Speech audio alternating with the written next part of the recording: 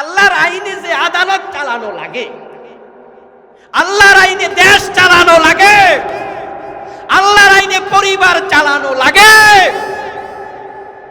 হাজার লক্ষ মুসলমান এটা বুঝেই না, এটা বুঝেই না। রাসূলকে অনুসরণ না করলে জান্নাত পাওয়া যাবে না, এই বিষয়ে একমত। কিন্তু অনুসরণ টুপিতে আর দাড়িতে, নামাজে আর রোজাতে। অথচ নবী মুহাম্মদের অনুসরণ হবে ব্যক্তি জীবন থেকে আন্তর্জাতিক জীবন পর্যন্ত, পাকঘর থেকে সংসদ ভবন পর্যন্ত।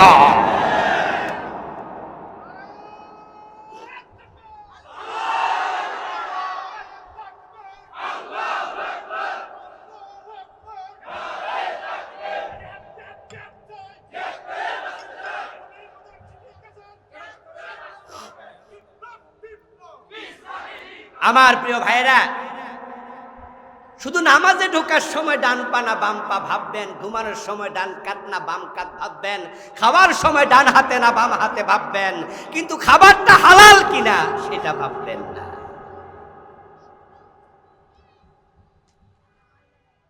আরে মানুষ, তারা নবীকে মানে না তা না, মানে। এখন হাকিম সাহেবরা আমি প্রশ্ন করবো, হাকিম সাহেব আপনি না লোকমা দিলেন ইমাম সাহেবের মসজিদে, ওই যে উনি আত্তাহিয়াতু পড়তে ভুলে গেছিল। হাকিম সাহেব জবাব দে, হুজুর মাসালা আমি বুঝি না নাকি, এটা ওয়াজিব।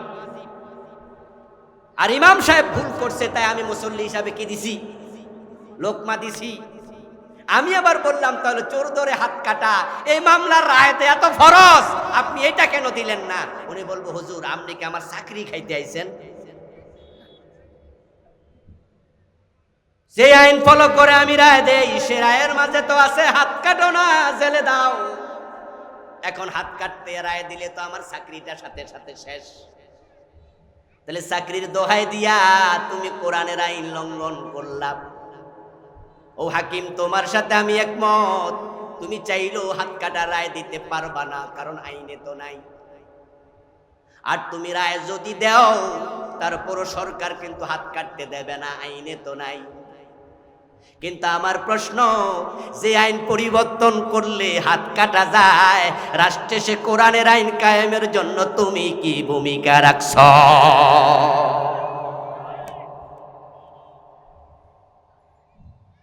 নবীজি মুহাম্মদ সাল্লাল্লাহু আলাইহি সাল্লাম 10 বছর কোরআন দিয়ে দেশ চালাইলো। আমাদের সচিবেরা তারা মন্ত্রণালয় চালায়, চালায়নি? কথা কয় না ভাইরা, সচিবালয় চালায় কিনা? তো মন্ত্রণালয় তো সচিবালয়ের ভিতরেই ভাই। অনেক মন্ত্রী আছে মন্ত্রণালয় কেমনে চালায় হেতে বুঝেই না। কারণ বাংলাদেশে গত সরকারের আমলে এমন কিছু এমপি মন্ত্রী আসিল যে রিডিং পড়তে জানতো না। একটার কথা মনে আসেনি যে সংসদে পড়ছিল, মনে আসেনি? মাননীয় স্পিকার, আমার এলাকায় একটা ব্রিজ লাগবে, এর মানে লেখিয়া যে আনছে দেখেও করতে পারে। কত মুরুক্ষরে এমপি বানাইছে, মন্ত্রী বানাইছে। ওর মন্ত্রণালয় কেমনে চললো? এটা সচিব চালাইছে। সচিবরা মন্ত্রীরে চালায়, এমপিরে চালায়, এটা রাষ্ট্রীয় নিয়ম। কারণ এই সচিব যখন জয়েন করেছিল চাকরিতে, তখন সে ছোট্ট অফিসার ছিল, তাকে পিএটিসিতে প্রশিক্ষণ দিয়া বিসিএস অ্যাডমিন ক্যাডার থেকে আস্তে করে ম্যাজিস্ট্রেট বানাইছে, তারপরে টিওনো বানাইছে, তারপরে তাকে এডিসি বানাইছে, তারপরে আস্তে আস্তে ডিসি বানায় উপরের দিকে নিছে। রাষ্ট্র কেমনে চালায় তাকে শিখাইছে। এই সচিব 40 বছর চাকরি করে রাষ্ট্র চালাইলো। আল্লাহর আইনে নবী যে দেশ 10 বছর চালাইছে, এই রাষ্ট্র একদিনও কোরআন দিয়ে চললো না। এই সচিব মনে কোনো ব্যথা পেল না, ওই সচিব রাসূলের উম্মত হতে পারে না।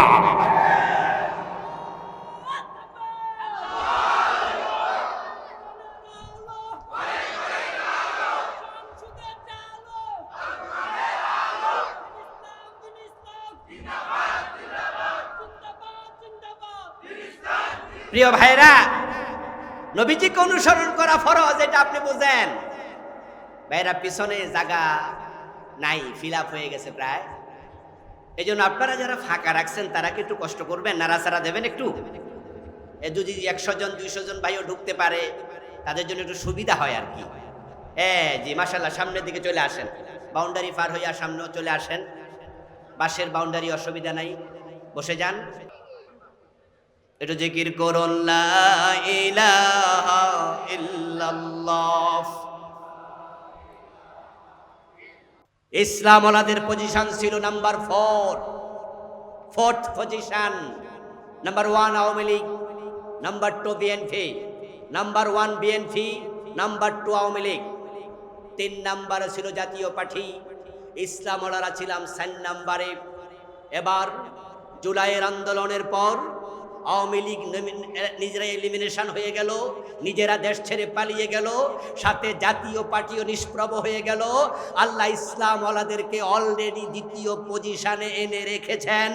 এখন আমরা মাথা তুলে দাঁড়াতে পারলে আগামীতে আমরা 1 নাম্বার হয়ে যাব।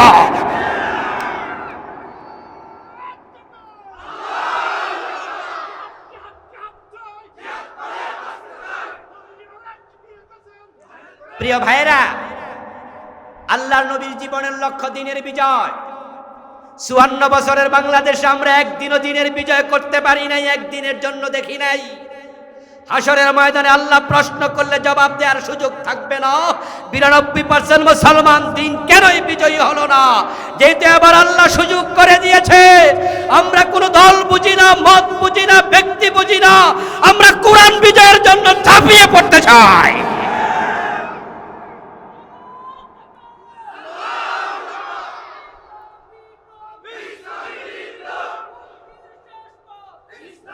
প্রিয় ভাইরা, وعلى آل إبراهيم إنك حميد مجيد اللهم بارك على محمد وعلى آل محمد كما باركت على إبراهيم وعلى آل إبراهيم إنك حميد مجيد اللهم صل وسلم وبارك عليه।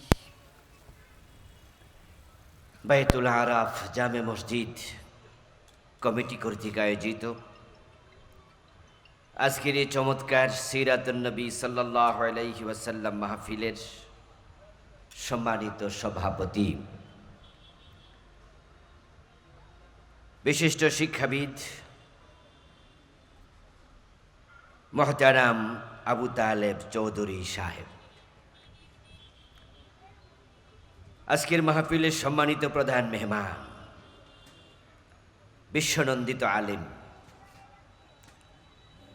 আন্দরকিল্লা শাহী জামে মসজিদের সম্মানিত খতিব, আমাদের অত্যন্ত শ্রদ্ধাভাজন ব্যক্তি, আওলাদে রসুল মুহতারাম মৌলানা সৈয়দ মোহাম্মদ আনোয়ার হুসাইন তাহের জাবিরি আল মাদানী হাফেজাহুল্লাহ, আল্লাহ তাআলা হুজুরের নেক হায়াত দারাজ করুন। আজকের মাহফিলের সম্মানিত বিশেষ অতিথি, বাংলাদেশ শ্রমিক কল্যাণ ফেডারেশনের চট্টগ্রাম মহানগরীর সম্মানিত সভাপতি মুহতারাম এস.এম. লুৎফুর রহমান সাহেব সহ উপস্থিত অত্র মসজিদের সম্মানিত খতিব, ইমাম সাহেব, বিভিন্ন মাসাজিদের আইম্মায়ে আযম, মাদারিসের আসাতাজায়ে কেরাম, ইসলাম প্রিয় তৌহিদি জনতা, পর্দার অন্তরালের সতী সাধবী, সম্মানিতা মা ও বোনেরা, প্রিয় দিনী ভাইয়েরা, আপনারা কেমন আছেন? মাশাআল্লাহ, আল্লাহ আমাদের ভালো রাখুন, সুস্থ রাখুন যতদিন তিনি আমাদের। সম্মানিত দিনী ভাইয়েরা, আমি আপনাদের সম্মুখে পবিত্র কোরআন মাজিদ থেকে সূরাতুস সফ এর 9 নম্বর আয়াতে কারিমা তিলাওয়াত করেছি। নবীজি সাল্লাল্লাহু আলাইহি ওয়াসাল্লামের পবিত্র মুখ নসৃত ছোট ছোট দুইখানা হাদিস পাঠ করেছি। আল্লাহ তাআলা তৌফিক দিলে এখান থেকে কিছু কথা বলবো ইনশাআল্লাহ। আমরা যা বলবো, যা শুনবো, আল্লাহ যেন মেনে চলার নিয়তে, আমল করার নিয়তে বলার এবং শোনার তৌফিক দেন। বলেন আবারও আমিন। প্রিয় দিনী ভাইয়েরা, সূরাতুস সফে 9 নম্বর আয়াতে কারিমা আল্লাহ তাআলা নাজিল করলেন, নবীজিকে পৃথিবীতে কেন পাঠিয়েছেন সেই লক্ষ্য বর্ণনায়। আল্লাহ তাআলা যত কাজ করেছেন প্রতিটা কাজের পিছনে কোনো না কোনো উদ্দেশ্য, বলেন না, বাকিটা আপনারা বলেন, উদ্দেশ্য আছে। আল্লাহ তাআলা অপ্রয়োজনে, উদ্দেশ্যহীন, খামখেয়ালি করে কোনো কিছু করেন না, বলেন না। এই জন্য বিখ্যাত একটি আরবি প্রবাদ আছে, ফেইলুল হাকিমি লা ইয়াখলু আনিল হিকমা। আল্লাহর যত নাম আছে তার মাঝে একটা নাম হলো হাকিম। তো ফেইলুল হাকিম, হাকিমের কর্ম, লা ইয়াখলু আনিল হিকমা, এটা কখনো হিকমতের বাহিরে হতে পারে না। আল্লাহর প্রতিটা কাজেই কোনো না কোনো উদ্দেশ্য থাকে। নবীজি মুহাম্মদ সাল্লাল্লাহু আলাইহি ওয়াসাল্লাম বিশ্ব নবী, সর্বশ্রেষ্ঠ নবী, তামাম মাখলুকাদের মাঝে সর্বশ্রেষ্ঠ মাখলুক। উনার মতো মহামানবকে আল্লাহ তাআলা এই পৃথিবীতে পাঠানোর পিছনে নিশ্চয়ই আল্লাহর কোন উদ্দেশ্য আছে। সূরাতুস সফের 9 নম্বর আয়াতে আল্লাহ তাআলা সে উদ্দেশ্যটাই ব্যক্ত করলেন। আমরা আজকে জানবো নবীজির জীবনের লক্ষ্য কি ছিল, উনাকে আল্লাহ কোন উদ্দেশ্যে পাঠাইছেন। প্রশ্ন হলো, এটা আমরা কেন জানবো? উত্তর হলো, এজন্যই জানবো কারণ নবীকে মেনে চলা আমাদের জন্য, উম্মতের জন্য নফল না ফরজ? তো যাহা মানা ফরজ তাহা জানাও ফরজ। নবীজি হচ্ছেন আমাদের উসওয়া, কুদওয়া, নামুজাজ, আইকন, আইডল। তিনি লিডার, তিনি আদর্শ। আল্লাহ তাআলা উনাকে বিশ্ব মানবতার সম্মুখে উপস্থাপন করে কোরআন মাজিদে আমাদেরকে আবার শোনাচ্ছেন, লাকাদ কানা লাকুম ফি রাসূলিল্লাহি উসওয়া হাসানা। লাকাদ কানা লাকুম, তোমাদের জন্য। এ কুম শব্দের ভিতরে সকল উম্মত শামিল। সুবহানাল্লাহ পড়েন। সাহাবারা যেমন শামিল, তাবিরা তেমন শামিল। ঠিক 1450 বছর পরে আমরা যারা নবীর উম্মত, এই কুম শব্দের ভিতরে আমরাও শামিল। কিয়ামত পর্যন্ত পৃথিবীতে যত মানুষ আসবে, আল্লাহ তাআলা সব মানুষের জন্য নবী মুহাম্মদকে আদর্শ বানাইছেন, মডেল বানাইছেন। এবং পৃথিবীর সব মানুষকে আল্লাহ বলছেন, তোমরা নবী মুহাম্মাদের অনুসরণ করো। কোরআনে আল্লাহ বলেন, কুল ইন কুনতুম তুহিব্বুনাল্লাহা ফাত্তাবিউনি ইউহিব্বুকুমুল্লাহ। হে নবী, আপনি বলুন, আপনি জানিয়ে দেন, ও দুনিয়ার মানুষেরা, তোমরা যদি আল্লাহকে ভালোবাসতে চাও, আল্লাহর ভালোবাসা পেতে চাও, ফাত্তাবিউনি, আমি নবীকে অনুসরণ করো, আমাকে মানো। নবীকে না মানলে জান্নাত মিলবে না। উম্মতের জান্নাত পাওয়ার জন্য নবীকে মেনে চলা শর্ত। এটা ম্যান্ডেটরি, এটা আবশ্যক। আপনি উম্মত হতে পারবেন না যতক্ষণ পর্যন্ত নবীর সুন্নত মানবেন না। সুন্নাত মানলে উম্মত হয়। কি মানলে উম্মত হয়? সুন্নত মানলে উম্মত হয়। যে ব্যক্তির জীবনে নবীজির আদর্শ পাওয়া যাবে না, সে উম্মত দাবি করবে, বাস্তবে উম্মত হতে পারবে না।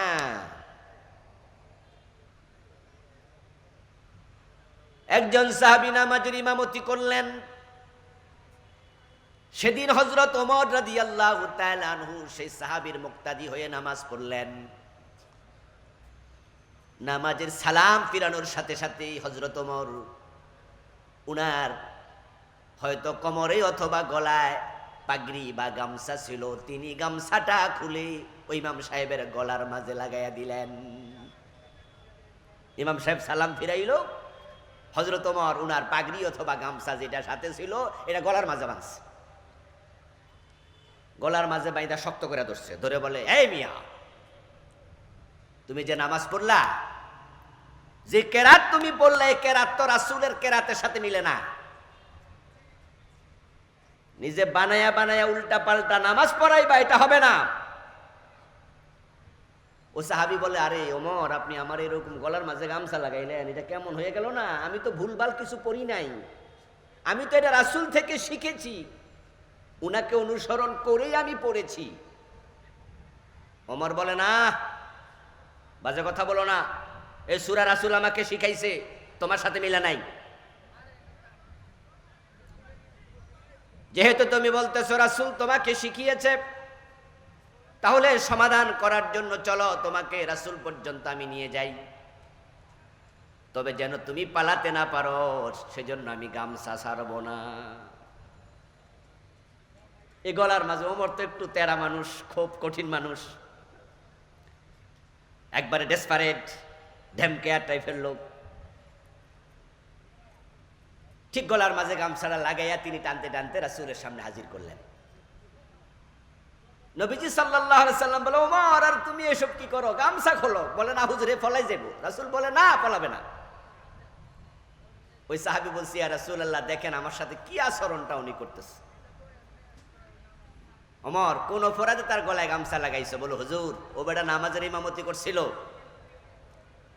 কিন্তু নামাজের ইমামতি করতে যাইয়া কেরাত পড়ছে উল্টা পাল্টা। তখন ওই সাহাবী বলে, ইয়া রাসূলুল্লাহ, ওমর অভিযোগটা ভুল করতেছে, উনি শুধু অভিযোগ ভুল করে না, আমারে গলায় গামছা লাগাইয়া মানুষের সামনে থেকে টানতে টানতে আনছে। আমি বলেছি যে, আরে আমি আপনার থেকে শুনেছি। নবীজি বলে, ওমর, তাকে তেলাওয়াত করতে দাও। কোন সূরা তেলাওয়াত করেছো? অমুক সূরা পড়ো দেখি। ওই সাহাবী রাসূল সাল্লাল্লাহু আলাইহি ওয়াসাল্লামের সম্মুখে সে সূরাটি তেলাওয়াত করে শেষ করলেন। নবীজি কোনো লোকমা দিলেন না, শুনে গেলেন। শুনে রাসূলুল্লাহ বলছেন, হাকাযা উনজিলাম, এই সাহাবী যেভাবে কোরআন তেলাওয়াত করছে, এইভাবে কোরআন নাজিল হয়েছে। এবার ওমর মনে মনে করে, শাস্তে কাম, তাহলে ধরা তো আমি না খাইলাম। ইয়া রাসূলুল্লাহ, আপনি তো আমাকে এভাবে শিখান নাই। নবীজি বলছে, ওমর, তোমাকে কেমনে শিখাইছি তুমি পড়ো। ফারুক আজম রাদিয়াল্লাহু তাআলা আনহু এবার তেলাওয়াত করে ওই সূরাটা শোনালেন। নবীজি ওমরকে কোনো লোকমা দিলেন না। যখন কেরাত শেষ হলো, সূরা শেষ হলো, নবীজি তখন বলেন, হাকাযা উনজিলা, ওমর, তুমি যেভাবে পড়েছো এভাবে কোরআন নাজিল হয়েছে। এবার ওমর ওই সাহাবের দিকে তাকায়, ওই সাহাবী ওমরের দিকে তাকায়, কিরে, উনারটা আমার লগে মিলে না, আমারটা উনার লগে মিলে না। এবার রাসূল বললেন, জেলাল কোরআন আলা সাবআতি আহরুফ, তোমরা দুরকম পড়ে শুনাইলা, কোরআন আমার উপরে 7 ভাবে নাজিল হয়েছে। 7 কেরাতে কোরআন নাজিল হয়েছে। এখন শুধু কুরাইশদের কেরাতটা পৃথিবীতে আছে, আর বাকিগুলা এখন আর পৃথিবীতে পঠিত হয় না। যদিও জামিয়া আল আজহার, আজহার বিশ্ববিদ্যালয় 7 কেরাতের উপরেই পিএইচডি হয়, সেখানে কেরাতের আলাদা বিভাগ আছে, পড়ানো হয়। এই জন্য আমাদের দেশে বিদেশ থেকে বড় বড় কারীরা যখন আসে, দেখবেন যে তারা একই সূরা বিভিন্ন স্টাইলে পড়ে, ওয়াদ-দুহি ওয়াল-লাইলি ইযা সাজে, এরকম পড়ে। আলহামদুলিল্লাহি রাব্বিল আলামিন আর রহমানির রহিম মালিকা ইয়াউমিদ্দিন মালিকি ইয়াউমিদ্দিন মালিকি ইয়াউমিদ্দিন, এরকম বিভিন্ন স্টাইলে পড়ে, এগুলো কেরাতের ভিন্নতা। আমার কথা এখানে নয়, আমার কথা হচ্ছে রাসূলকে মানা।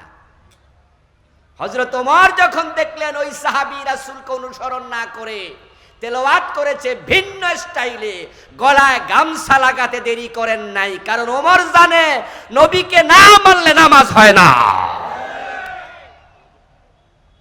এই জন্য গলায় গামছা লাগাই দিস। নবীকে মেনে চলা ফরজ।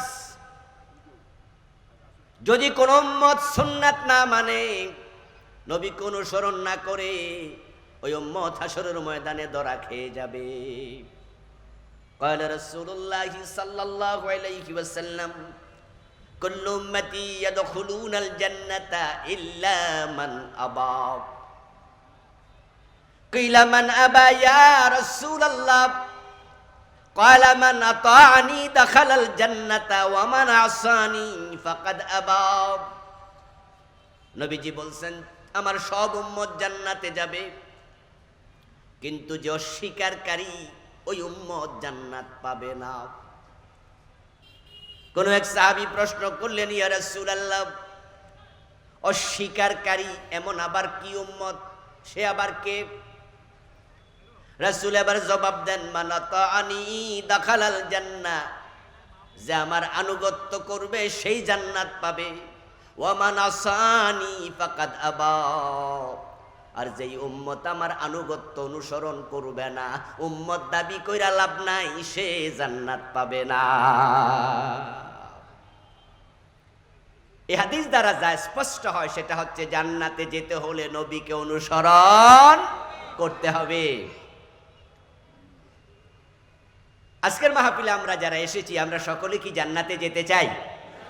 সবাই যেতে চাই? আমরা চাই জান্নাতে যেতে, চাইতেই হবে। জান্নাতের এই ট্রেন মিস করা যাবে না। আর যাই হোক, জান্নাত যেন মিস না হয়। দুনিয়ার সব মিস হতে পারে, জান্নাত মিস করা যাবে না।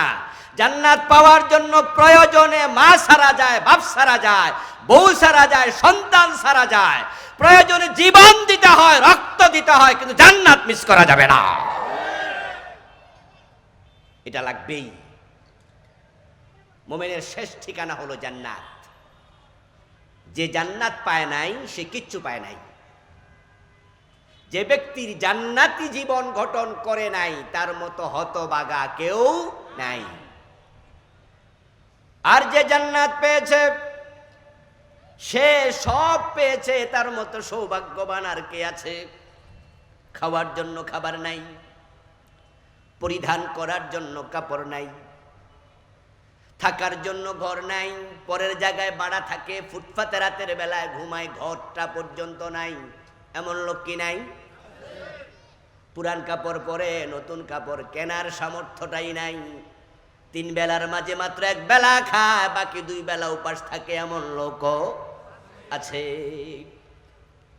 কিন্তু ওই গরিব মানুষটার জীবনটা সুন্দর। সে সুদে টাকা লাগায় না, সে ঘুষ খায় না, মানুষের হক মারে না, হয়তো রিক্সা চালায়, রিক্সাটাও নিজের না, ভাড়া রিক্সা, কিন্তু নামাজের টাইম হলে রিক্সার পাশে দাঁড়াইয়া মাটির মাঝে নামাজ পড়ে। অন্যের জমিনে কৃষি কাজ করে, জমিনটা নিজের না, বদলা খাটে, কর্মী শ্রমিক খাটে, নামাজের টাইম হলে আইলের মাঝে গামছা বিছায়া নামাজে দাঁড়াইয়া যায়। এমন 2-4 জন আছে না? এটাই হলো আসল মানুষ, এটাই সৌভাগ্যবান, এটা জান্নাতি মানুষ। 1000 কোটি টাকা আছে, বিঘা বিঘা জমিন আছে, বাড়ি আছে, গাড়ি আছে, ঘর এসি করা, গাড়ি এসি করা, অফিস এসি করা, খুব আরামে আছে, কিন্তু ফজরের নামাজটাও পড়ে নাই, জোহরটাও পড়ে না। রমাদানে এসির মাঝে থাকে, ঠান্ডার মাঝে আরামে, কিন্তু রোজাটাও রাখে না। তুমি 1000 কোটি টাকার মালিক হতে পারো, তোমার নাম জান্নাতীদের তালিকায় নাই, তোমার মতো হতভাগা কেউ নাই। জান্নাত হচ্ছে আমাদের চূড়ান্ত লক্ষ্য, এটা আমাদের লাস্ট ডেস্টিনেশন।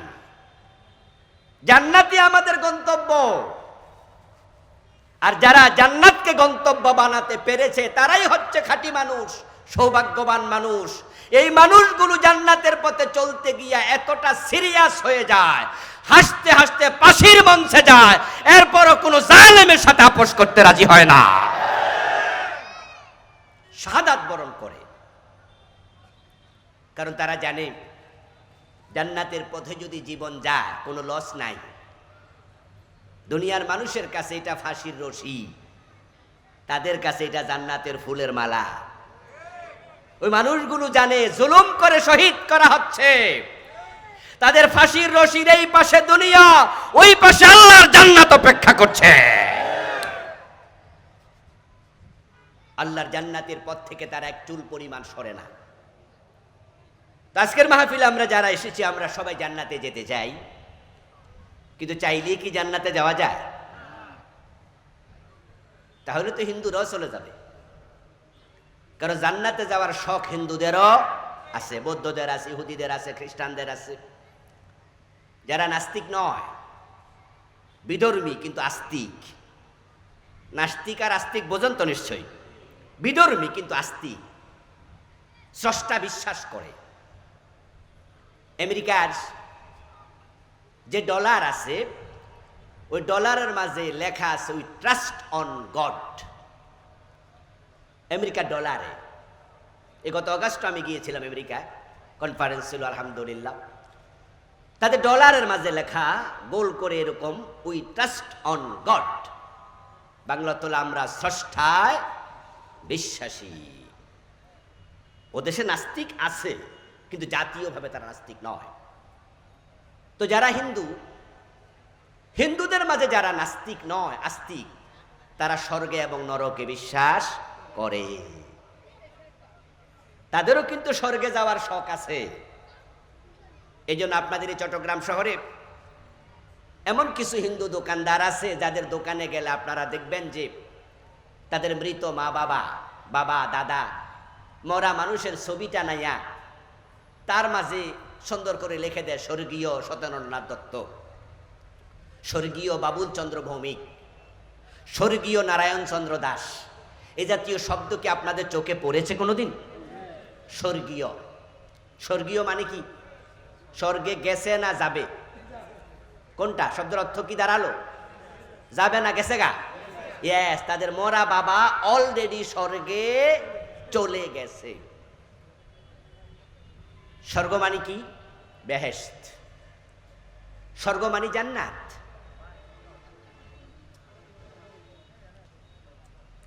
মাহফিল চলাকালে ডিস্টার্ব করলে তো হবো না ভাই, এগুলো তো আগে রেডি করবা। নামো তুমি, তাড়াতাড়ি বন্ধ করে দাও, অফ করে দাও, ওনাদের চোখে লাগে নাকি? হ্যাঁ হ্যাঁ, yes.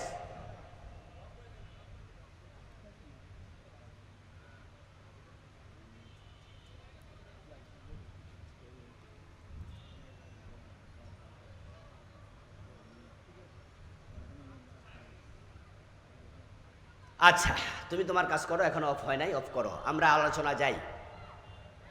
Okay okay, that's okay, নেমে যাও।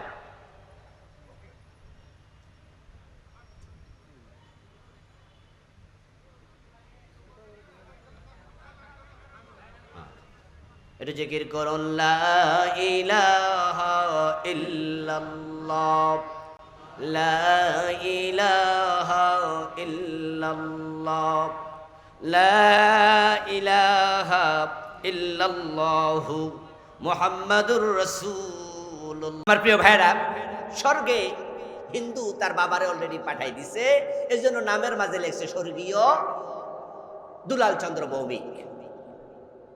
স্বর্গ মানে হলো বেহেশত, জান্নাত। শাব্দিক পার্থক্য আর কিছু নয়। আরবিতে বলে জান্নাত, ফার্সিতে বলে বেহেশত, বাংলায় বলে বাগান, ইংরেজিতে বলে হেভেন, আর সংস্কৃতিতে স্বর্গ। আবু বকর জান্নাতি, হযরত ওমর বেহেশতি, দুইজন দুই দেশে, ঠিক না? এক দেশে, এক জায়গায়। এজন্য আমরা দোয়ার মাঝে বলি আল্লাহ তাকে জান্নাত নসিব করো, পাবলিক কয় আমিন, আর এক হুজুরকে আল্লাহ বেহেশত নসিব করো, তাও আমরা কি বলি? জিনিসটা একটাই। কেউ বলে লাউ, কেউ বলে কদু, কেউ বলে বউ, কেউ বলে বধূ, কেউ বলে আনন্দ, কেউ বলে ফুর্তি। তারা বলেছে ভাস্কর্য, আমরা আলেমরা বলেছি এটাই ছিল মূর্তি। বউ যে কথা, বধূ সে কথাই, শাব্দিক পার্থক্য, কিন্তু কিছু ব্যাকল বুঝতে চায় না। আমরা আলেমরা বলেছিলাম যে বাংলাদেশকে মূর্তির বাংলাদেশ বানাইও না। বঙ্গবন্ধু এই দেশের জন্য অনেক কাজ করছে, স্বাধীনতার জন্য উনি ভূমিকা রাখছে, এই জন্য বঙ্গবন্ধুকে আমরাও তো ভালোবাসি, শ্রদ্ধা করি। উনি মুরব্বী মানুষ, মরে গেছে, মরা ব্যক্তিকে নিয়ে আমরা ধাক্কা ধাক্কি খুব একটা করি না। আরে ভাই এত লাফালাফির দরকার তো নাই। কি হয়েছে? ওকে, সাপ চলে যাবে, জায়গা দিয়ে দেন একটু। জিকির করুন লা ইলাহা ইল্লাল্লাহ। ভাই পারলে মাইরা ফেলেন, মাইরা ফেললে নিরাপদ। জায়গা দেন, জায়গা দেন, জায়গা দেন। হ্যাঁ, মেরে ফেলেন, মেরে ফেলেন। ওকে, শেষ। দৌড়া সাপ ভাই, টেনশন করেন না বেশি, বসে যান। প্রমাণ হয়ে গেছে জনগণ সকল ক্ষমতার উৎস, ঠিক না? কি জনগণ সকল ক্ষমতার উৎস? এই যে দেখেন 1.5 হাত লম্বা সাপ, সব ডরে অস্থির, আর আপনারাই স্লোগান দেন সব ক্ষমতার মালিক নাকি জনগণ।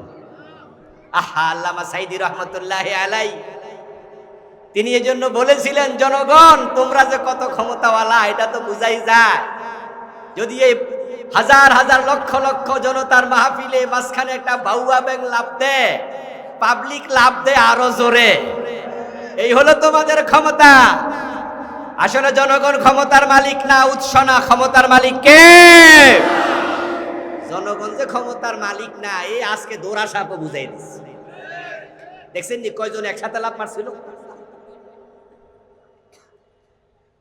এই সাপটা যদি গোখরা সাপ হতো তাহলে আমার মনে হয় আমার রাইখা ইষ্টি জলা রদর মার। এই হলো জনগণের ক্ষমতা। পৃথিবীতে মানুষের সে অসহায় কোনো মাখলুক নাই, কিন্তু তারাই অহংকার করে। মুরগির বাচ্চা ডিম থেকে ফুটে একা একা হাঁটে, আর মানুষের সন্তান হাঁটতে 7 থেকে 8 মাস, 9 মাস, 1 বছর লাগে। মুরগির বাচ্চা ডিম থেকে ফুটে নিজের খাবার নিজে নিজে খায়, মানুষের বাচ্চা নিজের খাবার নিজে খায়, তার 2.5 থেকে 3 বছর লাগে। ছাগলের বাচ্চা তার মায়ের পেট থেকে বের হয়ে দৌড়াতে পারে, নিজের পায়খানা নিজে করে, নিজের প্রস্রাব নিজে করে। আর মানুষের বাচ্চা প্রস্রাব করে প্রস্রাবে পড়ে থাকে, পায়খানা করে পায়খানায় পড়ে থাকে। 1.5 বছর, 2 বছর, 3 বছর পর্যন্ত নিজের পায়খানা নিজে পরিষ্কার করতে পারে না। সবচেয়ে অসহায় মানুষ তারাই বলে তারা নাকি সকল ক্ষমতার মালিক। নাউযুবিল্লাহ। খুলিকাল ইনসানু দাঈফা। আল্লাহ মানুষকে দুর্বল করে বানিয়েছে। প্রিয় ভাইরা, বলছিলাম কিছু মানুষ অবুঝ, তারা বুঝতে চায় না। আমরা বলেছি এটা ভাস্কর্য না, এটা মূর্তি।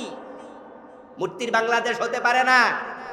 শাহজালাল রহমতুল্লাহি আলাইহি মূর্তি ভাঙতে আসছে, বানাতে আসে নাই।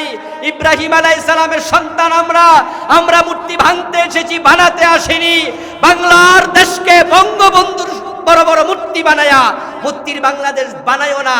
তারা বলছে না হুজুর, এটা মূর্তি না, এটা ভাস্কর্য। তারা গ্রামের মানুষরা হাইকোর্ট দেখায়, আমাদেরকে বুঝাইছে এটা ভাস্কর্য। আপনারা বলুন তো, ভাস্কর্যের মাথা আছে, মূর্তির মাথা নাই।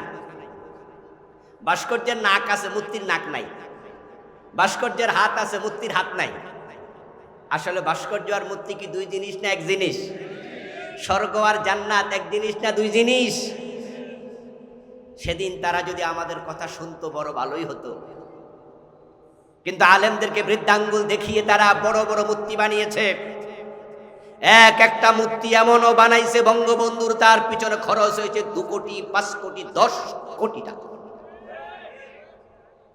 রেজাল্ট কি হলো? আমরা আগস্টের 5 তারিখের পরের দিন 6 তারিখ দেখেছি ওই বড় বড় মূর্তির গলায় রশি লাগায়া মাটিতে ফেলা হয়েছে। এমন মূর্তিও ছিল যার মাথা উঠে প্রস্রাব করে দেওয়া হয়েছে।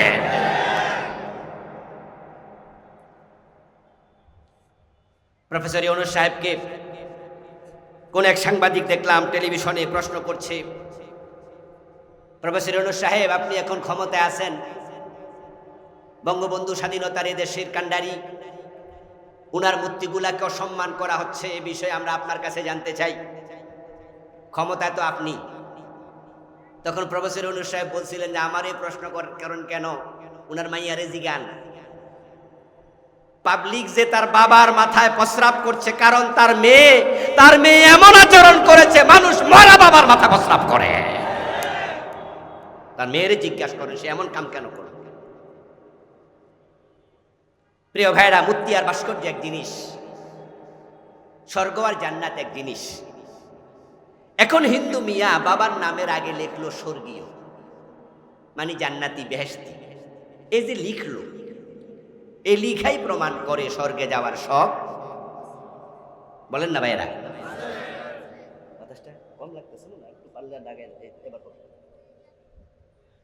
স্বর্গে যাওয়ার শখ হিন্দুদের আছে, এটাই প্রমাণ করে।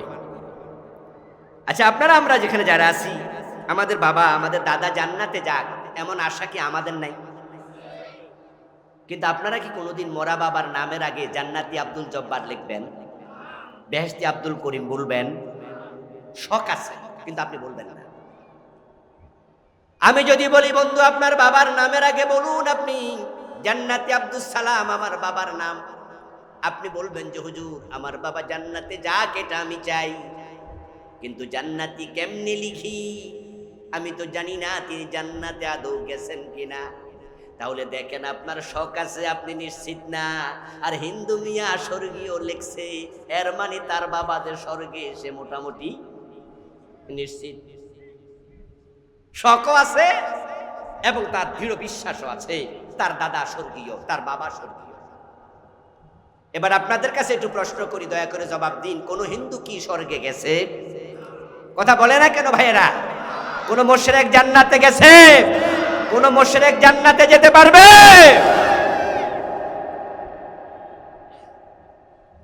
ومن يشرك بالله فقد حرم الله عليه الجنة ومأواهم النار। আল্লাহ কুরআন মাজিদে বলছেন যে বেগো মাওয়াহুন নার ওয়া মা লিয-যালিমিনা মিন আনসার, যে আল্লাহর সাথে শিরক করে আল্লাহ তার জন্য জান্নাত হারাম বানায়া দেয়। ওমান ইউশরিক বিল্লাহি ফাকাদ হারামাল্লাহু আলাইহিল জান্নাহ, শিরক করলে জান্নাত হারাম। জান্নাতের মালিক কে? বলেন না, জান্নাত বানাইছে কে? তাহলে উনি যে লেখলো স্বর্গীয়, জান্নাতে যাইতে চাইলে যাওয়া যায় না রে দোস্ত। জান্নাতে যাওয়ার জন্য জান্নাতীদের কাজ করতে হয়। রাসূলের উম্মত মানে জান্নাতি, এটা ভুল চিন্তা। আপনি বলছেন যে আমি নবীজির উম্মত, সুতরাং আমারে আল্লাহ বেহেশত নেবে না, নেবে কারে? আমি আপনাকে বলছি প্রিয় ভাই শুনুন, নবীজির উম্মত হবে ৭৩ কাতার, ৭৩ দল। ৭৩ দলই জান্নাতি নাকি একদল জান্নাতি? তাহলে বাকি ৭২ দল কই যাবে? তো তারা কি নবীর উম্মত নয়?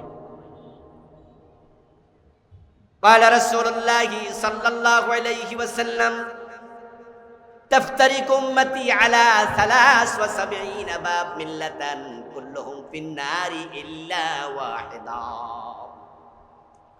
নবীজি সাল্লাল্লাহু আলাইহি ওয়াসাল্লাম বলেন আমার উম্মতগুলো ৭৩ দলে ভাগ হবে, তার মাঝে মাত্র এক দল জান্নাতে যাবে, বাকি ৭২ দল তারা জাহান্নামে যাবে। কাইলা ইয়া রাসূলুল্লাহি ওয়া মাহি, প্রশ্ন করা হলো হে আল্লাহর নবী, জান্নাতে যে দল যাবে ওই দলকে কিভাবে চিনব? সাহাবী প্রশ্ন করলেন, জান্নাতি দল আমি চিনতে চাই, সেটা কোন দল? রাসূলের উম্মত ৭৩ দল, জান্নাতি এক দল। আজকের মাহফিলে আমরা সবাই তো উম্মত, এখন আমরা তো জান্নাতে যেতে চাই। জান্নাতে যেতে চাইলে সে একটা দল চেনা দরকার আছে না নাই? নবীজির উম্মত ৭৩ দল। কথাটা আমি বারবার বলার পিছনে একটা কারণ আছে, একটু পরে বলছি। নবীজির উম্মত ৭৩ দল, জান্নাতি কয় দল? এক দল। সাহাবী প্রশ্ন করলেন কোন দল? দল শব্দটা আসছে দল, উম্মাহ, মিল্লাহ, এগুলো দল অর্থে আসে। আমরা যখন মানুষকে কবরে দেই, কবরে দেওয়ার সময় আমরা একটা দোয়া পড়ি, বিসমিল্লাহি ওয়া আলা মিল্লাতি, আল্লাহর নামে রাসূলের দলে দিলাম। তাহলে বোঝা গেল রাসূলের একটা দল। ভাইয়েরা কথা বলেন না, রাসূলের দল আছে না নাই? উম্মত ৭৩ দল, জান্নাতি এক দল। জান্নাতে যেতে হলে দলে ঢোকো। অথচ অনেক পীর সাহেব বাংলাদেশে আছে যারা পরিচয় দেয় আমি কোনো দল করি না। অনেক আলেম পাওয়া যায় যারা বলে আমি কোনো দল করি না। অনেক মসজিদের খতিব পাওয়া যায় বলে আমি কোনো দল করি না। আর হুজুর যখন দল করে না তখন তার মুসল্লিরা কয় আমাদের হুজুর হলো খাঁটি হুজুর, উনি কোনো দলাদলিতে নাই। আমাদের পীর সাহেব হুজুর সবার জন্য দোয়া করে, কারণ এলাকার লোকেরা জানে যে হুজুর কোনো দল করে না। আর উনিও বলে বেড়া আমি কোনো দল করি না, নির্দলীয় পীর সাহেব। এই জন্য সব দলের এমপি উনার কাছে দোয়ার জন্য যায়। এমপি সাহেব বোঝে উনি যেহেতু কোনো দল করে না, তাহলে দোয়াটা আমার জন্য ঠিকঠাক করবে। উনার নিজের কোনো দল থাকলে তাহলে উনার দলের নেতার জন্য দোয়া করত। ওই পীরের কাছে যাই আমি দোয়া চাইয়া লাভ কি? উনার তো দল আছে, ওই দলকে উনি ভোট দেবে, দোয়া করবে। আমারও তো ভোটও দেবে না, দোয়াও করবে না। কিন্তু যেই হুজুরের কোনো দল নাই সবাই দোয়ার জন্য যায়। আর হুজুর ৫০০ টাকা, ১,০০০, ৫,০০০ টাকা হাদিয়া পাবে, তাই তিনি আল্লাহর কাছে দোয়া করে। গাব গাছওয়ালা কয় হুজুর আমার মার্কা গাব গাছ, আমি এলাকার এমপি হতে চাই, দোয়া করেন। উনি হাত তুলে আল্লাহ তুমি গাব গাছওয়ালার এমপি বানায়া দাও। পাবলিক কয় আমিন। ঘন্টা ২-১ পরে আবার আম গাছওয়ালা আইসা কয় হুজুর আমি তো এলাকার এমপি প্রার্থী হয়েছি, আমার মার্কা আম গাছ, আমার জন্য দোয়া করেন। উনি হাত তুলে আল্লাহ এই আম গাছওয়ালার এমপি বানায়া দাও। মাগরিবের পরে আইসে তাল গাছওয়ালা কয় আল্লাহ তাল গাছওয়ালার এমপি বানায়া দাও। আসমানের মালিক কয় এমপি হইব একজন, দোয়া করলি কয়জনের লাগিয়া? তোর কি আকল নাই? এই যে আপনি বলছেন আপনি কোনো দল করেন না, অথচ নবীজি বলছে জান্নাতি হবে এক দল। সাহাবী প্রশ্ন করছে সে দলটা কোনটা, আমার চিনা দরকার।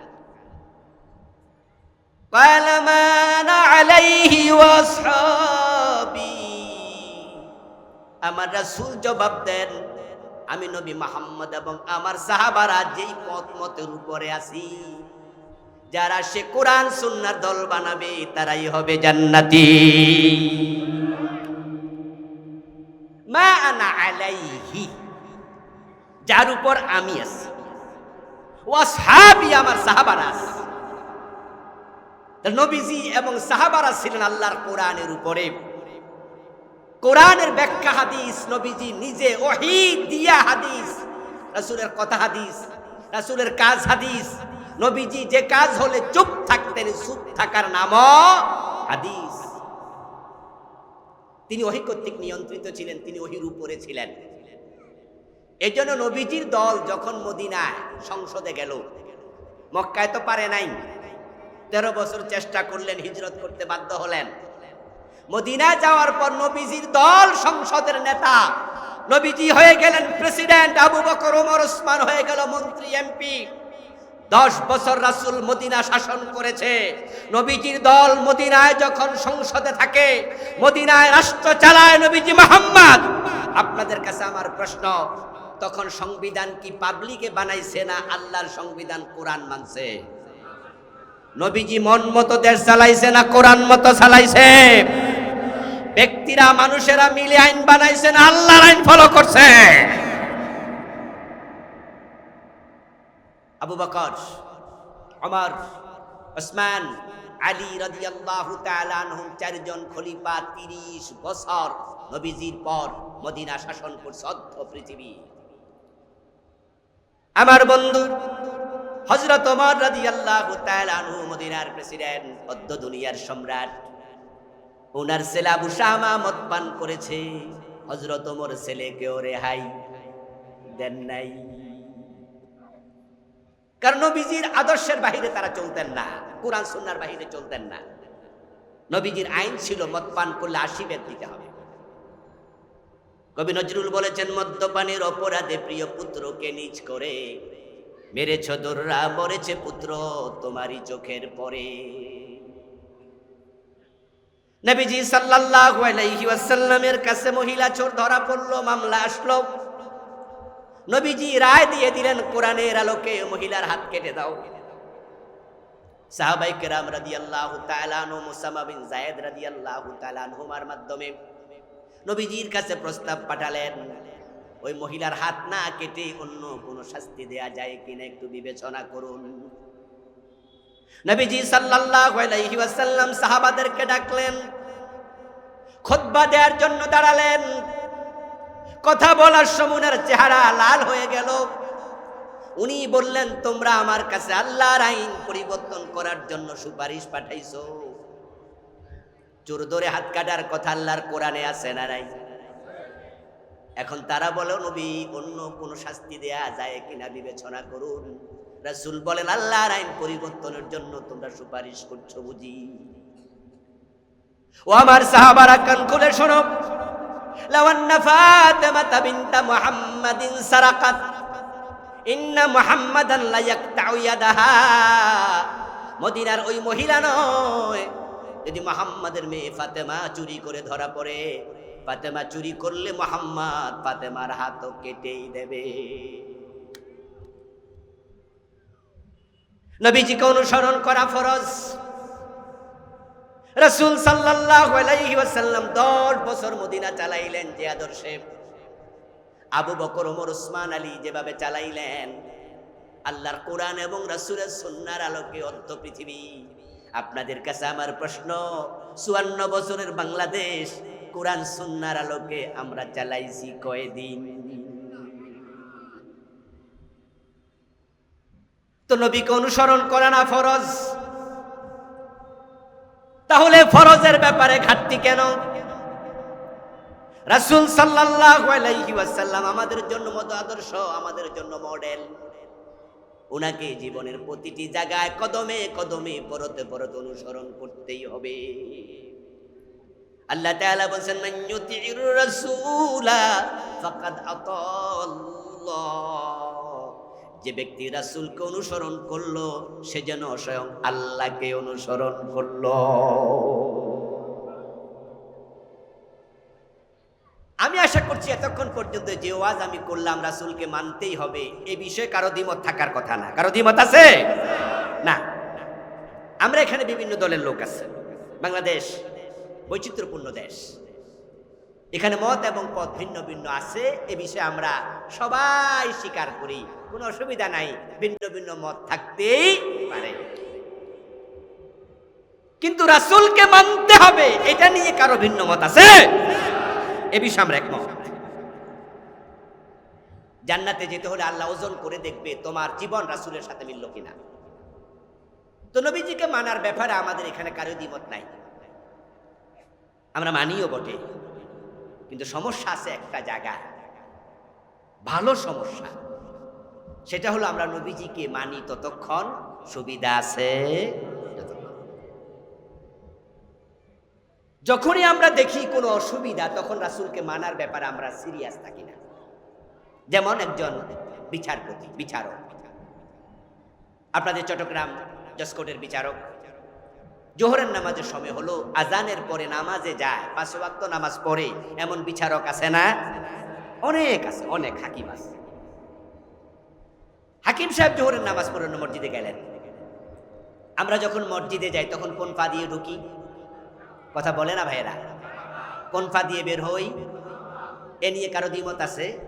দেখেন, রাসূলকে আমরা মানতেছি, সবাই ডান পা দিয়ে, রাসূল দিতেন। আল্লাহু আকবার বলে নামাজ শুরু, সব মুসল্লি আল্লাহু আকবার বলে শুরু করে। নবীজি আল্লাহু আকবার বলতেন, আসসালামু আলাইকুম ওয়া রাহমাতুল্লাহ। এই কালেমা পড়ে, শব্দটা বাক্যটা পড়ে আমরা সালাম ফিরাই। নবীজি তাই করতেন। মসজিদে ঢোকা থেকে বের হওয়া পর্যন্ত আমরা রাসূলকে মানলাম, আল্লাহকে মানলাম। ইমাম সাহেব যোহরের নামাজ 2 রাকাত পড়ার পর বসতে মনে নাই, তিনি দাঁড়ায় গেলেন। আমরা যারা উনার মুক্তাদি আমরা দাঁড়ায়া যাব না লোকমা দেব? যিনি জজ সাহেব উনি লোকমা দেবেন না? উনিও দেবেন। মাসালা যারা জানা আছে তারা একটু জবাব দেন, যারা জানেন না তারা চুপ থাকেন। 4 রাকাত বিশিষ্ট নামাজে 2 রাকাত পরে বসা এটা ফরজ না ওয়াজিব? ওয়াজিব। মাশাআল্লাহ, মাসালা অনেকেই জানেন এটা ওয়াজিব।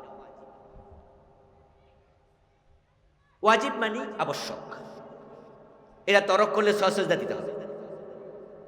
নবীজি 2 রাকাত পরে বসেছেন, আত্তাহিয়াতু পড়ছেন, ইমাম সাহেব ভুলে গেছে, তাই পিছনে সবাই লোকমা দিল, জজ সাহেবও লোকমা দিল। ইমাম সাহেব যথারীতি সাউসেজদা দিয়া নামাজ সালাম ফিরে শেষ করে দিলেন। জজ সাহেব চলে গেল আদালতে, উনার চেয়ারে বসে এখন তিনি একটা চুরির মামলার রায় দিলেন। যখন কারো চুরি প্রমাণিত হয়, সে চুরি করেছে এটা সাব্যস্ত হয়, তখন তার শাস্তি জেলে দাও নাকি হাত কাটো? আল্লাহর আইন কি? সবাই বলেন আল্লাহর আইন কোরআনে কি আছে? আস-সারিকু ওয়াস-সারিকাতু ফাকতাউ আইদিয়াহুমা জাযাআম বিমা কাসাবা নাকালাম মিনাল্লাহ। এটা আল্লাহর পক্ষ থেকে শাস্তি, এই শাস্তি আল্লাহর পক্ষ থেকে। শব্দ বুঝেন, নাকালাম মিনাল্লাহ, আল্লাহ কই শাস্তি আমি দিলাম। এখন যে জজ সাহেব কিছুক্ষণ আগে ইমাম সাহেবের লোকমা দিছিল, বিচারের মামলার রায় তিনি দিচ্ছেন। এখন বাংলাদেশের হাকিম আল্লাহর আইনে চোরের হাত কাটার রায় দেয় নাকি ডক্টর কামালের লেখা আইনে চোর জেলে দেয়? চোর ধরে হাত কাটার আইন ফলো করা নফল না ফরজ? আর ইমাম সাহেব যেটা ভুল করছিল সেটা কি? ওয়াজিব। যারা জানেন সবাই বলেন গুরুত্ব ফরজের বেশি না ওয়াজিবের বেশি? কোনটার বেশি? তো উনি ওয়াজিবে লোকমা দিছে, ফরজের খবর নাই। এই জজ সাহেব বাম পা দিয়ে বের হলো, ডান পা দিয়ে ঢুকলো, আল্লাহু আকবার বলে নামাজ শুরু করলো, সালাম ফিরে নামাজ শেষ করলো। ইমাম ভুল করলো, লোকমা দিল। এই 40 মিনিট 30 মিনিট মসজিদে আল্লাহর আইনের বাইরে চলে নাই, কিন্তু হাকিম আদালতে বসে এই 30 বছর রায় দেয়, আল্লাহর আইনে একটা রায়ও দেয় না। এ নিয়ে তার মনে কোনো ব্যথাও নেই। আল্লাহর আইনে যে আদালত চালানো লাগে, আল্লাহর আইনে দেশ চালানো লাগে, আল্লাহর আইনে পরিবার চালানো লাগে, হাজার লক্ষ মুসলমান এটা বুঝেই না, এটা বুঝেই না। রাসূলকে অনুসরণ না করলে জান্নাত পাওয়া যাবে না, এই বিষয়ে একমত। কিন্তু অনুসরণ টুপিতে আর দাড়িতে, নামাজে আর রোজাতে। অথচ নবী মুহাম্মদের অনুসরণ হবে ব্যক্তি জীবন থেকে আন্তর্জাতিক জীবন পর্যন্ত, পাকঘর থেকে সংসদ ভবন পর্যন্ত।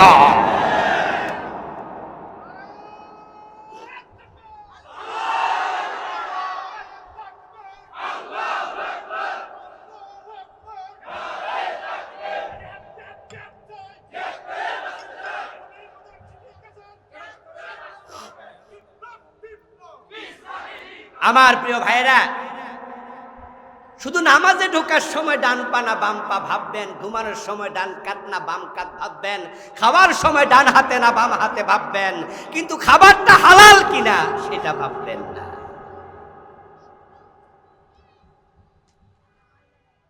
আরে মানুষ তারা নবীকে মানে না তা না, মানে। এখন হাকিম সাহেবরা আমি প্রশ্ন করবো, হাকিম সাহেব আপনি না লোকমা দিলেন ইমাম সাহেবরে মসজিদে, ওই যে উনি আত্তাহিয়াতু পড়তে ভুলে গেছিল। হাকিম সাহেব জবাব দে, হুজুর মাসালা আমি বুঝি না নাকি, এটা ওয়াজিব। আর ইমাম সাহেব ভুল করছে, তাই আমি মুসল্লি হিসাবে কি দিছি? লোকমা দিছি। আমি আবার বললাম তাহলে চোর ধরে হাত কাটা এই মামলার রায়তে এত ফরজ, আপনি এটা কেন দিলেন না? উনি বলবো, হুজুর আপনি কি আমার চাকরি খাইতে আইছেন? যে আইন ফলো করে আমি রায় দেই, সে রায়ের মাঝে তো আছে হাত কাটো না জেলে দাও। এখন হাত কাটতে রায় দিলে তো আমার চাকরিটা সাথে সাথে শেষ। তাহলে চাকরির দোহাই দিয়া তুমি কোরআনের আইন লঙ্ঘন করলাম। ও হাকিম তোমার সাথে আমি একমত, তুমি চাইলেও হাত কাটা রায় দিতে পারবা না, কারণ আইনে তো নাই। আর তুমি রায় যদি দাও তারপরও সরকার কিন্তু হাত কাটতে দেবে না, আইনে তো নাই।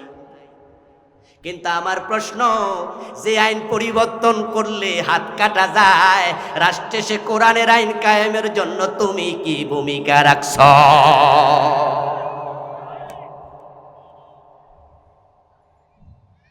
নবীজি মুহাম্মদ সাল্লাল্লাহু আলাইহি সাল্লাম 10 বছর কোরআন দিয়ে দেশ চালাইলো। আমাদের সচিবেরা তারা মন্ত্রণালয় চালায়নি? কথা কয় না ভাইরা, সচিবালয় চালায় কিনা? তো মন্ত্রণালয় তো সচিবালয়ের ভিতরেই ভাই। অনেক মন্ত্রী আছে মন্ত্রণালয় কেমনে চালায় হেতে বুঝেই না। কারণ বাংলাদেশে গত সরকারের আমলে এমন কিছু এমপি মন্ত্রী আসিল যে রিডিং পড়তে জানতো না। একটার কথা মনে আসেনি যে সংসদে পড়ছিল, মনে আসেনি? মাননীয় স্পিকার, আমার এলাকায় একটা ব্রিজ লাগবে, এর মানে লেখা যে আনছে দেখেও করতে পারে। কত মুরুক্ষরে এমপি বানাইছে, মন্ত্রী বানাইছে। ওর মন্ত্রণালয় কেমনে চললো?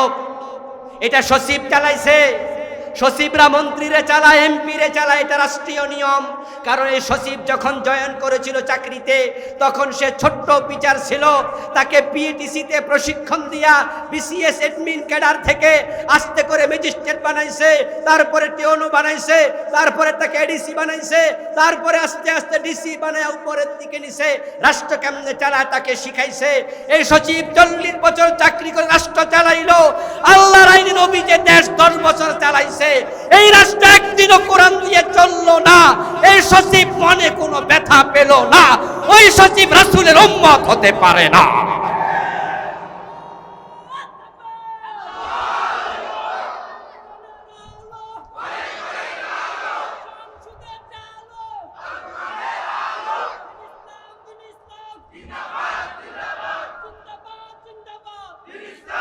প্রিয় ভাইরা, নবীজিকে অনুসরণ করা ফরজ, এটা আপনি বুঝেন।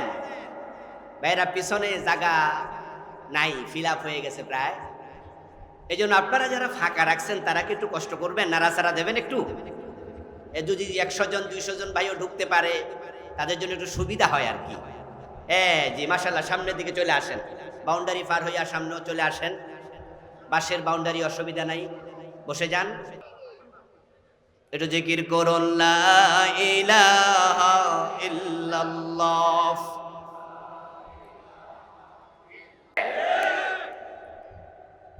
উম্মত থাকবে যেখানে, সুন্নত থাকবে সেখানে। সুন্নত না মেনে উম্মত হওয়া যাবে না। নবীজি মুহাম্মদ সাল্লাল্লাহু আলাইহি ওয়াসাল্লামকে আমরা অনুসরণ করি, কিন্তু যখন দেখি নবীজিকে অনুসরণ করতে গেলে আমার দলীয় পথ চলে যেতে পারে, তখন রাসূলকে আমরা সেখানে আর অনুসরণ করি না। তখন সুন্নতের চেয়ে দলের আদর্শ প্রাধান্য পেয়ে যায়। নাউজুবিল্লাহ। সকল কাজের শুরুতে আল্লাহর নাম। এই জাতীয় একটা হাদিস কি আপনারা শুনেছেন? হ্যাঁ অথবা না বলবেন। মুসলমানের সকল কাজের শুরুতে কার নাম হবে? এমন হাদিস আছে না নাই? কুল্লু আমরিন যিবালিন লাম ইউবদা বিইসমিল্লাহ ফাকাদ আবতার আকতা ফাহুয়া আকতা ফাহুয়া আবতা ফাহুয়া আজসাম। একাধিক শব্দের হাদিস। নবীজি বলছেন, তোমরা যে সমস্ত ভালো কাজ করবা, যে কোনো কাজ করবা, ওই কাজের শুরুতে আল্লাহর নাম নিবা। যদি আল্লাহর নাম না নেও তাহলে সে কাজে বরকত, বলে না ভাইরা, বলেন, সে কাজে বরকত, সে কাজে বরকত থাকবে না। যে লেস কাটা, জ্বর কাটা, শিকড় কাটা, সেটা বরকতহীন। তাহলে মুসলমানের সকল কাজের শুরুতে কার নাম? জোরে বলেন, কার নাম? খাইতে কার নাম? ঘরে ঢুকতে কার নাম? মসজিদে ঢুকতে কার নাম? টয়লেটে ঢুকতো আল্লাহর নাম। আল্লাহুম্মা ইন্নী আউযু বিকা মিনাল খুবসি ওয়াল খাবাইস। কিন্তু আমাদের যখন রাজনৈতিক মিছিলে যাই, তখন আপনাদের মিছিলের শুরুতে নারে তাকবীর, আল্লাহু আকবার সবাই আসেনি? এখানে মিছিল শুরু হবে জয় বাংলা, এখানে মিছিল শুরু হবে অমকের সৈনিক, এখানে আল্লাহু আকবার নাই। এখন আপনি ভাবলেন যে আমি তো একজন মুসলমান, রাসূলের সুন্নাহ আমি ফলো করতে চাই। যেই আমি আজকে ঘর থেকে বাহির হওয়ার সময় আল্লাহ বিসমিল্লাহি তাওয়াক্কালতু আলাল্লাহ বলে বের হইছি, যে আমি খাওয়ার সময় বিসমিল্লাহ বলি, সেই আমি মিছিলে কেন আল্লাহু আকবার বলবো না? এবার আপনি মিছিলে ঢুকলেন, ওদের মিছিলে ঢুকাই আপনি শুরু করলেন নরে তাকবীর, দেখবেন যে সাথে সাথে পিছন থেকে ধাক্কা মারবো, ওই রাজাকার আইলো কোথায়? আমি আমাদের মিছিলে এসব করতেছি। আমার বন্ধু রাসূলকে আপনি মানছেন না, মানতে পারেন না, এজন্য আমি বলি যেখানে রাসূলের সুন্নাহ মানা যায় না, এমন দলের কর্মী হওয়া মুসলমানের জন্য জায়েজ হবে না।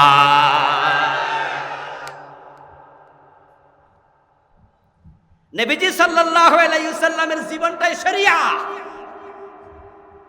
শরিয়া, শরীয়ত, তরিকত, হাকিকত, মারেফত। শুনছেন?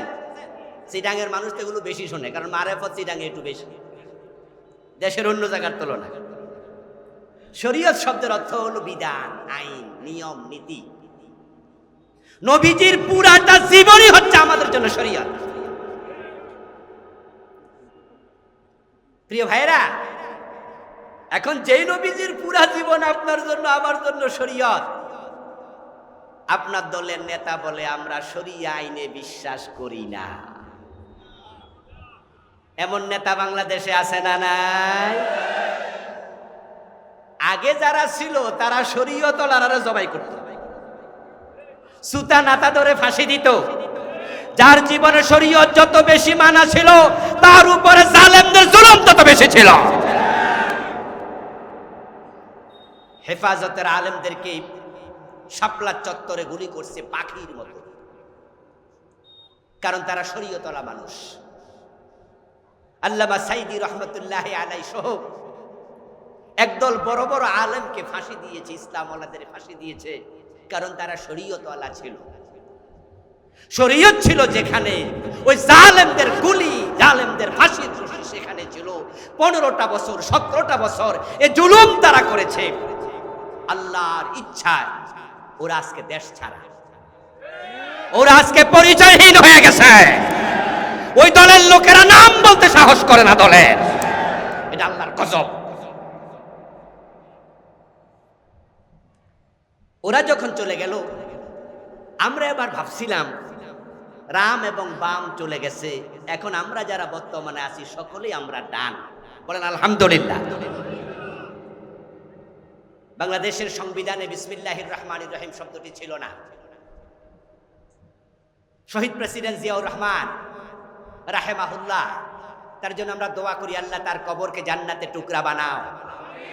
বিসমিল্লাহ উনি যোগ করেছেন নাকি? ভুল বলি নাই তো? শহীদ প্রেসিডেন্ট জিয়াউর রহমান বিসমিল্লাহ যোগ করেছেন। যোগ করে তিনি বুঝাইয়া দিলেন যে উনি আল্লাহতে পরিপূর্ণ একজন বিশ্বাসী মানুষ। ব্যক্তি জীবনে সকল আমল সবাই পারে না, করে না, কারো একটু আমল বেশি, কারো একটু কম। ইসলামের প্রতি তার শ্রদ্ধাবোধ তিনি প্রমাণ করেছেন সংবিধানে বিসমিল্লাহর সংযোজন। কিন্তু এখন ওই যখন জালেমরা চলে গেল, ভাবছিলাম আমরা এখন সবাই ডানপন্থী, এবার আমরা একটু দেশটাকে ইসলামের আলোকে করব। রাম বাম তো শেষ, কিন্তু হঠাৎ করে আবার কিছু লোকের মাথার মাঝে শয়তান ঢুকছে, বলতেছে আমরা শরিয়া আইনে। আস্তাগফিরুল্লাহ। আমার বন্ধু, আপনি যেভাবে নামাজ পড়েন সেভাবে নামাজ পড়াই শরিয়া। আপনি যেভাবে বিয়ে করেছেন ইজাব এবং কবুলের মাধ্যমে, এটাই হলো শরিয়া। রমজানের সুবে সাদেক থেকে সূর্যাস্ত পর্যন্ত রোজা রাখবেন, এটাই হলো শরিয়া। আওলাদে রাসূলের আগমন, শুভেচ্ছার স্বাগতম। আওলাদে রাসূলের আগমন, শুভেচ্ছার স্বাগতম।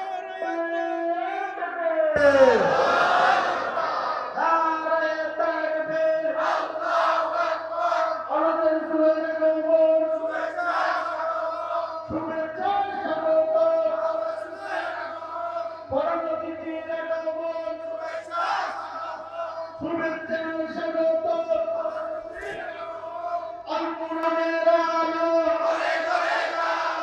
ঘরে ঘরে চালো হাদিসের আলো সংসদে চালো আল কোরআনের আলো সংসদে চালো। প্রিয় দিনী ভাইয়েরা, আলহামদুলিল্লাহ, আপনারা দেখতে পাচ্ছেন ইতিমধ্যে আমাদের সম্মুখে উপস্থিত হয়েছেন আজকের মাহফিলের সম্মানিত প্রধান আলোচক, প্রধান বক্তা, প্রধান মেহমান, প্রধান মুফাসসির, আন্তর্জাতিক খ্যাতি সম্পন্ন আলেমে দ্বীন, বিশ্বনন্দিত মুফাসসিরে কোরআন, আওলাদে রসুল আল্লামা সৈয়দ মোহাম্মদ আনোয়ার হোসেন তাহির জাবেরি আল মাদানী হাফেজাহুল্লাহ। আল্লাহ হুজুরের নেক হায়াত দারাজ করুন। হুজুর যেহেতু এসে গেছেন, আমার আলোচনা আমি এখানে ইতি টানছি। হুজুরকে বসিয়ে রেখে আলোচনা করা আমি বেয়াদবি মনে করছি। এই জন্য ইনশাআল্লাহ আমরা হুজুরের মোবারক জবান থেকে আলোচনা শুনবো। আপনাদের সাথে আমার ইনশাআল্লাহ যদি আবার কখনো দেখা হয়, আল্লাহ তাআলা সুযোগ দেয়, বাকি কথা সেখানে বলার চেষ্টা করব। যতটুকু বলেছি, আল্লাহ তুমি আমাদেরকে আমল করার তৌফিক দাও। নবীজিকে আল্লাহ পাঠিয়েছেন দুনিয়াতে দ্বীনের বিজয়ের জন্য। কোরআন মাজিদের 3টি সূরার 3টি ভিন্ন আয়াতে আল্লাহ এই কথা বলেছেন। সূরাতুস সাফ আয়াত নাম্বার 9, সূরাতুল ফাতহ আয়াত নাম্বার 28, সূরাতুত তাওবা আয়াত নাম্বার 33। হুয়াল্লাযী আরসালা রাসূলাহু বিল হুদা ওয়া দীনিল হক লিইয়ুযহিরাহু আলাদ দীনি কুল্লি। নবীজির জীবনকে অনুসরণ করা যেহেতু ফরজ, উনার জীবনের লক্ষ্য দ্বীনের বিজয়, সুতরাং আমাদের জীবনের লক্ষ্য হবে আল্লাহর দ্বীনের বিজয়। আল্লাহর দ্বীনের বিজয় করাকে জীবনের লক্ষ্য বানালে নবীজির জীবনের লক্ষ্যের সাথে উম্মতের জীবনের লক্ষ্য মিলবে। এই জন্য আমরা দ্বীন বিজয় হওয়ার আগ পর্যন্ত সামান্য থামব না। বাংলার জমিনে দ্বীন বিজয়ের জন্য আমরা প্রাণান্তকর প্রচেষ্টা চালাতে থাকব। তবে আলহামদুলিল্লাহ, বাংলাদেশে দ্বীন বিজয়ের একটি নমুনা আমরা দেখতে পাচ্ছি। দ্বীন বিজয়ের সম্ভাবনা দেখা দিয়েছে। ডাকসু নির্বাচন থেকে বোঝা যাচ্ছে আগামী দিনের বাংলাদেশ হবে ইসলামের বাংলাদেশ। সেজন্য এখন প্রয়োজন ঐক্যবদ্ধ প্রচেষ্টা। আলেম ওলামাদের ঐক্য দ্বীন বিজয়ের জন্য অবশ্যম্ভাবী। আমাদের মত এবং পথ ভিন্ন হতে পারে, মাসলাক ভিন্ন হতে পারে। আমরা কেউ আহলে হাদিসের লোক হতে পারি, কেউ সুন্নি জামাতের পরিচয় দানকারী হতে পারি, কেউ আলিয়া হতে পারি, কেউ কওমি হতে পারি। আমাদের এক একজন এক এক পরিচয়ে পরিচিত হই, কিন্তু দ্বীন বিজয় করার জন্য এক জায়গায় একমত হওয়া দরকার। মাসলাক যার যার, ইসলাম সবার। যদি আগামী নির্বাচনকে সামনে রেখে বাংলার এই জমিনে দ্বীন বিজয়ের জন্য আমরা আলেম ওলামার ঐক্যবদ্ধ হতে পারি, আমার বিশ্বাস আগামীর সংসদ কোরআনের সংসদ হয়ে যাবে। আলেমরা এক হবে, জালেমরা লেজ তুলে পালাবে। আল্লাহ সুযোগ করে দিয়েছেন। এদেশের ইসলাম ওলারা গত 54 বছর তারা ছিল 4 নাম্বার। ইসলাম ওলাদের পজিশন ছিল number 4, 4th position. Number 1 Awami League, number 2 BNP, number 1 BNP, number 2 Awami League, 3 নাম্বারে ছিল জাতীয় পার্টি। ইসলাম ওলারা ছিলাম 4 নাম্বারে। এবার জুলাইয়ের আন্দোলনের পর আওয়ামী লীগ নিজেরা এলিমিনেশন হয়ে গেল, নিজেরা দেশ ছেড়ে পালিয়ে গেল, সাথে জাতীয় পার্টিও নিষ্প্রভ হয়ে গেল। আল্লাহ ইসলাম ওয়ালাদেরকে অলরেডি 2য় পজিশনে এনে রেখেছেন। এখন আমরা মাথা তুলে দাঁড়াতে পারলে আগামীতে আমরা 1 নাম্বার হয়ে যাব।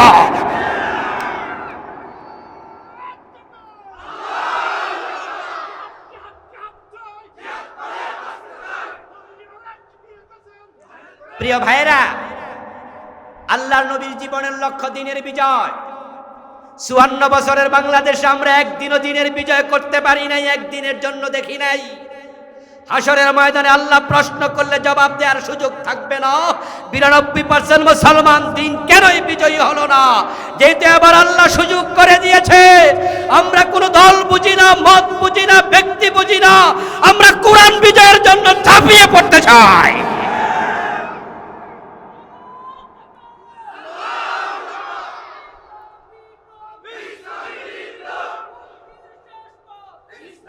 প্রিয় ভাইরা, হুজুর যেহেতু এসেছেন, আমি আলোচনার সামনে না নিয়ে এখানে শেষ করলাম।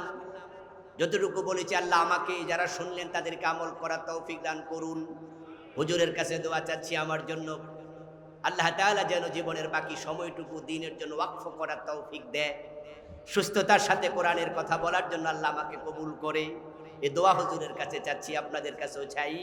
যে শেষ করছি, আসসালামু আলাইকুম ওয়া রাহমাতুল্লাহি ওয়া বারাকাতুহু।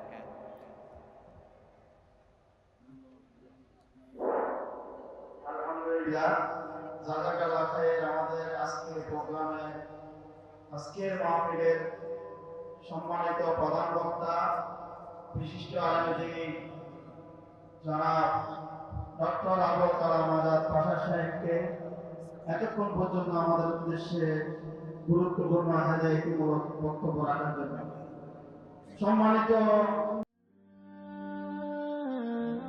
আইইউবি মিডিয়া, অপসংস্কৃতি মুক্ত আধুনিক ভিডিও সেন্টার।